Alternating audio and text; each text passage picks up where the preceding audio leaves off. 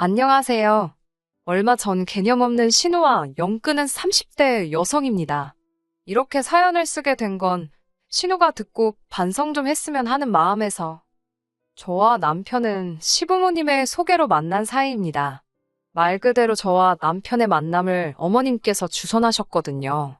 남편을 소개받기 전 저는 온라인 쇼핑몰을 운영하고 있었고 시부모님은 저와 계약 관계에 있었던 원단 공장 사장님들이셨지요.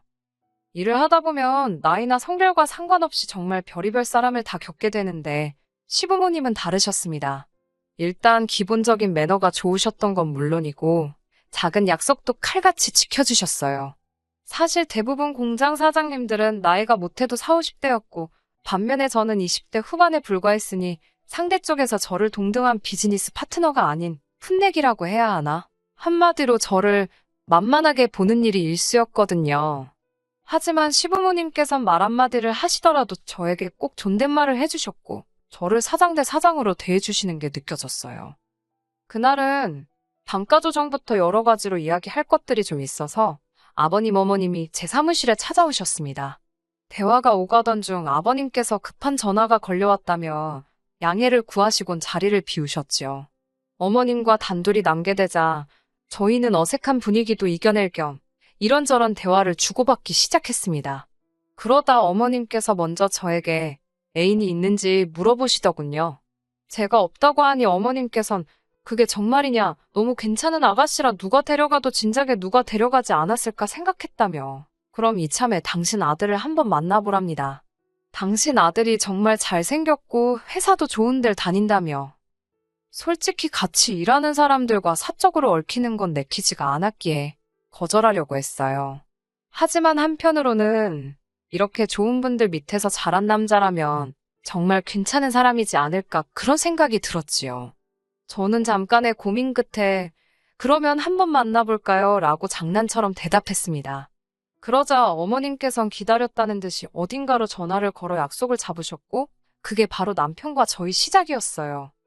어머님의 말씀대로 남편은 괜찮은 사람이었습니다. 성격이 밝으면서도 동시에 진지한 면도 있었는데 그래서 의지가 많이 되더라고요. 남편도 제가 꽤나 마음에 든 눈치였고 이후로 저희는 몇 번의 만남을 더 가졌습니다. 그렇게 한 달 정도 지났을 무렵에는 정식으로 사귀는 사이가 되었어요. 이후로는 어느 다른 연인들과 마찬가지로 가끔 서로 토라지고 다투기도 했지만 큰 사건 사고 없이 인연을 만났습니다. 그러다 양가 어른들의 축복 속에서 부부의 영까지 맺게 되었네요. 결혼식을 올리고 한동안은 정말 모든 것이 완벽했습니다. 인자하신 시부모님과 능력있고 자상한 남편, 거기다 제가 운영하던 쇼핑몰도 조금씩이지만 나날이 매출이 증가하고 있었으니까요. 하지만 이 행복은 오래가지 못했어요. 제가 사고를 당했거든요. 그날도 거래처에 들렸다가 집으로 돌아오는 길이었습니다. 차를 세워둔 건너편 주차장에 가기 위해 신호등이 바뀌길 기다리고 있었는데 순간 제 몸이 붕 뜨더라고요. 정신을 차렸을 땐 병원이었습니다. 나중에 듣기로는 갑자기 나타난 차가 저를 그대로 밀어버렸다고 하더군요. 저는 병원에서 눈을 떴고 그땐 남편뿐만 아니라 양가 어른들이 다 와 계셨습니다. 제 상태가 많이 좋지 못했어요. 특히 하반신 부상이 심했는데 발목을 절단해야 될지도 모른다는 말까지 나왔었답니다. 남편은 그럴 리 없다면서도 저 몰래 의족도 찾아보고 그랬을 정도였지요. 그래도 불행 중 다행이라 해야 할지 비록 영구적인 장애가 생겼지만 발목은 절단하지 않았습니다. 다만 뛰는 건 고사하고 한쪽 발을 절게 되었지요. 사고로 인해 저는 운영하던 쇼핑몰을 접었고 이후로 우울증에 시달리게 되었습니다. 친정에는 우울증에 걸렸다는 소리는 꺼내지 못했어요.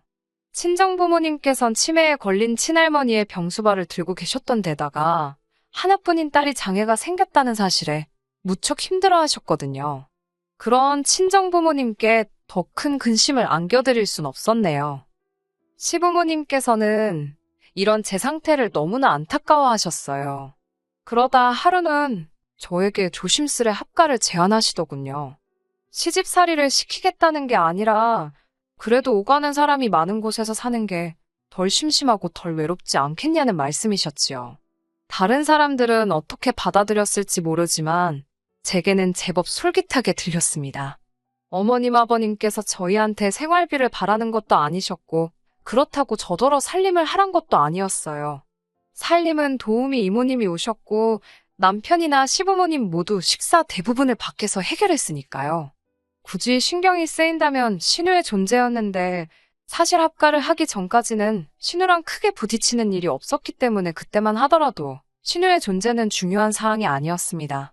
그렇게 남편과의 상의 끝에 시댁에 들어가 살기로 했네요. 합가 전, 저희는 서울 외곽에서 어머님 아버님은 공장 근처에 위치한 2층짜리 전원주택에 살고 계셨어요. 남편보다 2살 어린 신우 역시 어머님 아버님과 함께 살고 있었는데 처음부터 그랬던 것은 아닙니다. 저와 남편이 결혼할 때만 하더라도 신우 역시 서울에서 자취를 하고 있었어요. 그런데 신우가 새들어 살던 집을 어찌나 더럽게 썼던지 하루는 그 집주인이 시부모님한테 연락을 해왔답니다.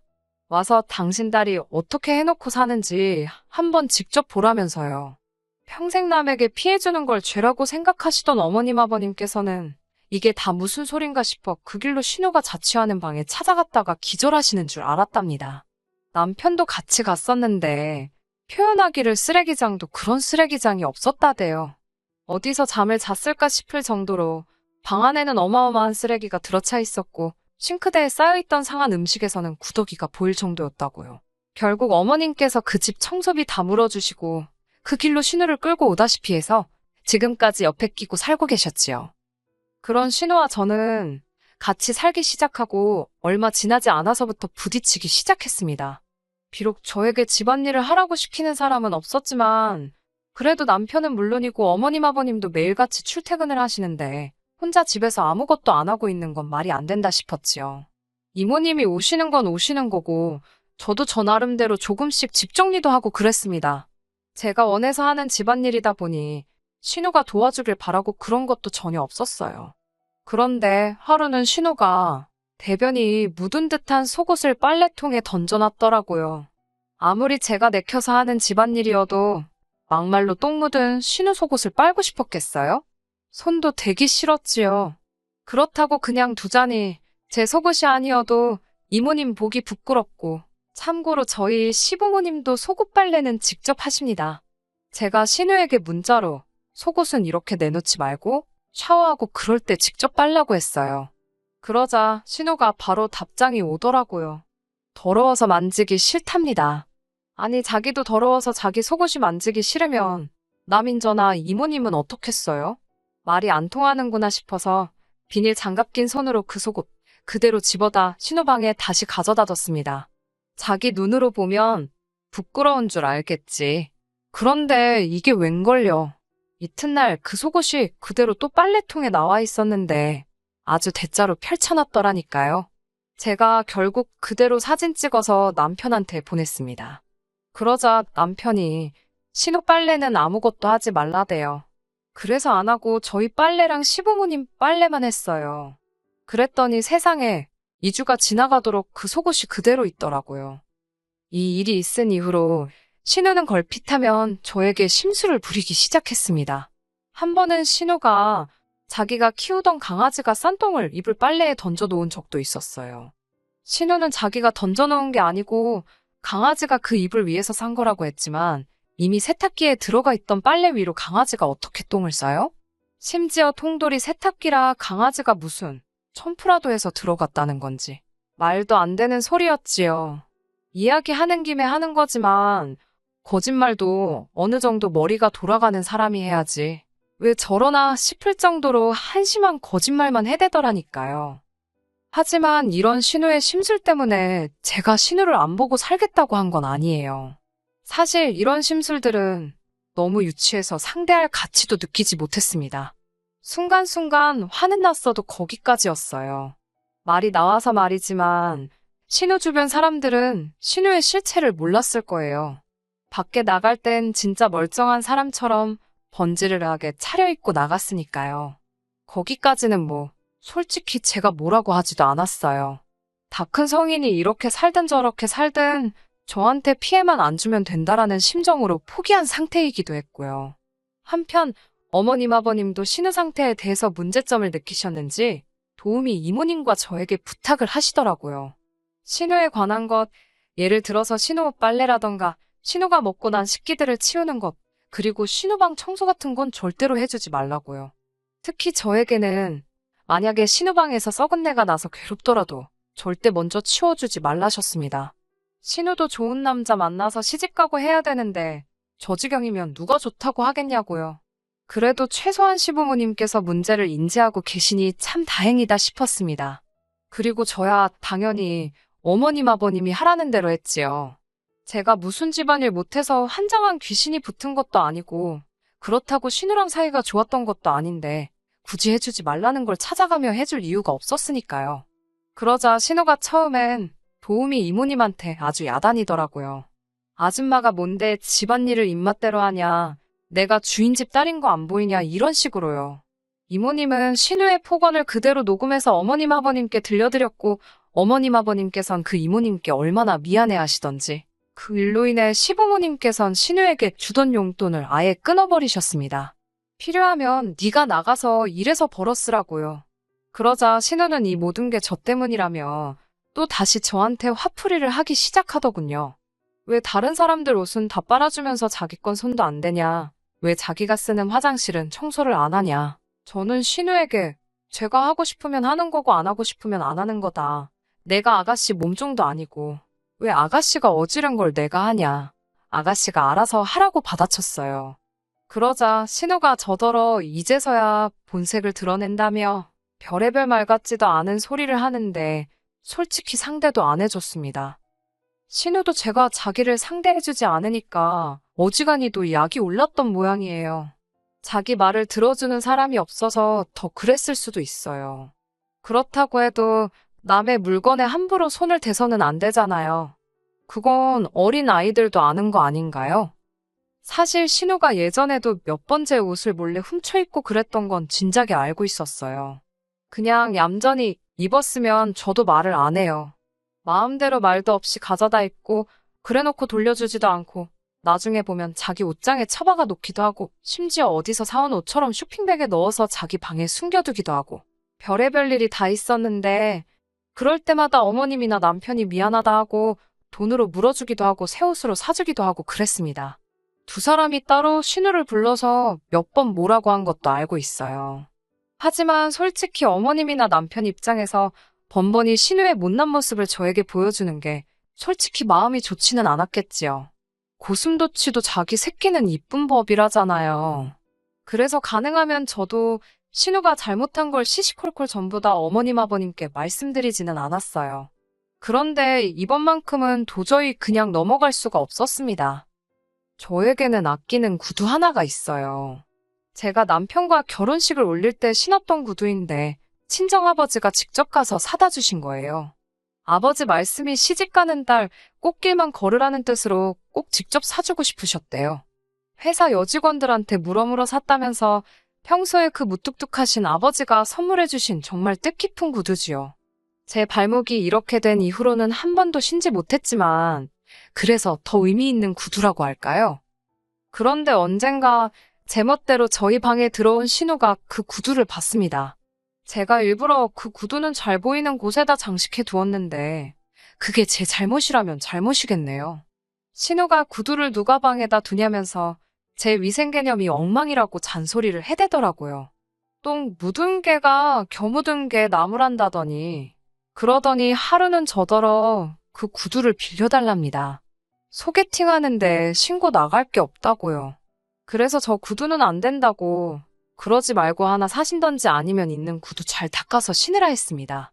그러자 제 뒤통수에다 대고 들릴 듯 말 듯 욕을 해대더라고요. 한심해서 듣고도 못 들은 척 무시해버렸습니다. 그리고는 저는 저녁 식사 준비를 하려고 부엌으로 향했고 신우가 어찌나 살금살금 나갔는지 현관문 닫히는 소리를 듣고 나서야 신우가 지금 막 외출을 했다는 걸 알게 되었어요. 그런데 순간 왠지 모르게 쎄한 기분이 들더라고요. 설마 싶어서 서둘러 2층으로 올라가다가 다친 발목을 한 번 더 삐끗하기까지 했습니다. 그렇게 저희 방문을 여니 구두가 사라지고 없었습니다. 아, 정말이지 화가 나는 건 둘째치고 눈물이 나더라고요. 당장이라도 신우를 쫓아나가고 싶은데 다리는 너무 아프지. 그냥 그 순간의 상황이 너무 답답하고 억울했다고 할까요?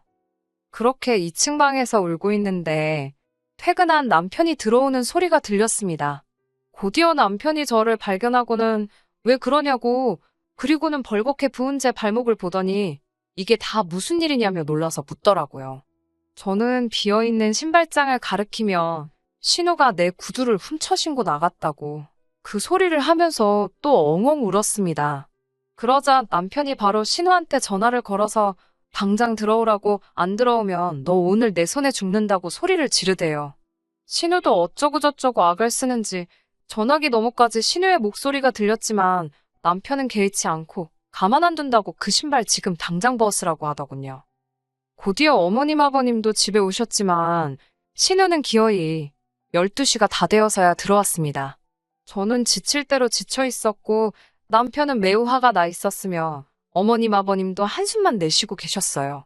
솔직히 말해서 구두 상태만 멀쩡했어도 제가 가족들을 말리던지 신우한테 한 소리 하고 말던지 대충 끝냈을 거예요. 그 정도로 제가 너무 지쳐 있었거든요.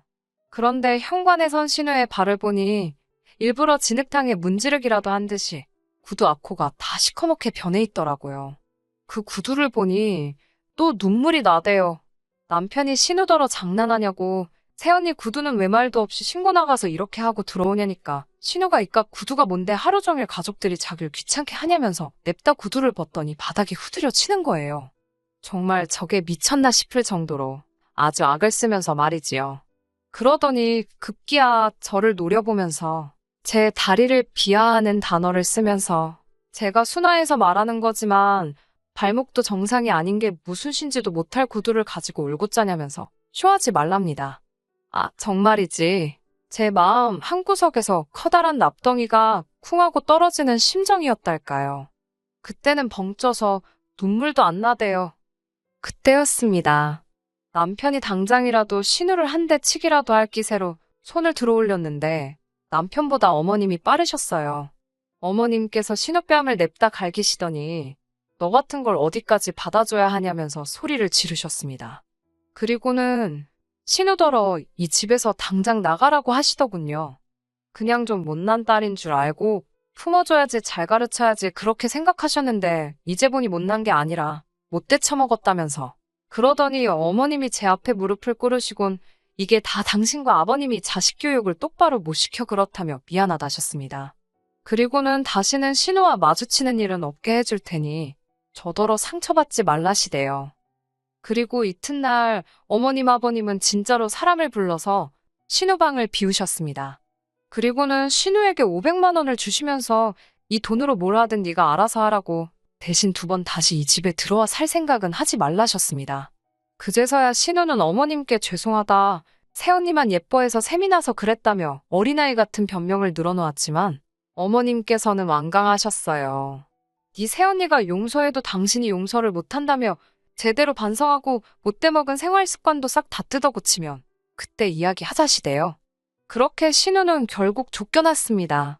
남편에게 듣기로는 일단 친구네 집에서 신세를 지기로 했다는데 어떻게 될지는 모르겠어요. 어머님 아버님께서는 전보다 훨씬 더 저에게 잘해주시려고 하시고 요새 이사갈 집도 알아보고 계시더라고요. 1층, 2층으로 나눠진 집 말고 단층으로 넓은 집으로 가자셨어요. 그래야 제가 좀 더 편하지 않겠냐고요. 솔직히 시부모님과 신우는 부모 자식 사이인데 제가 그 가운데서 예쁨을 받으면 얼마나 더 맞겠어요. 그래도 지금은 어머님 아버님이 주시는 이 사랑을 마음껏 누려보려고 합니다. 언젠가 기회가 된다면 제가 신우랑 잘 지내게 될 날도 있을까요? 그건 솔직히 잘 모르겠어요. 솔직히 저보다는 신우한테 달린 일 아닌가 싶기도 하고, 그래도 모든 시부모님이 자기 자식만 싸고 도는 건 아니라는 이야기를 꼭 해드리고 싶었어요. 어머님, 아버님 감사합니다. 끝까지 들어주셔서 감사합니다. 오늘의 사연은 여기까지입니다. 구독과 좋아요, 알람 설정 부탁드리고 더 좋은 사연으로 다시 찾아뵙겠습니다. 감사합니다.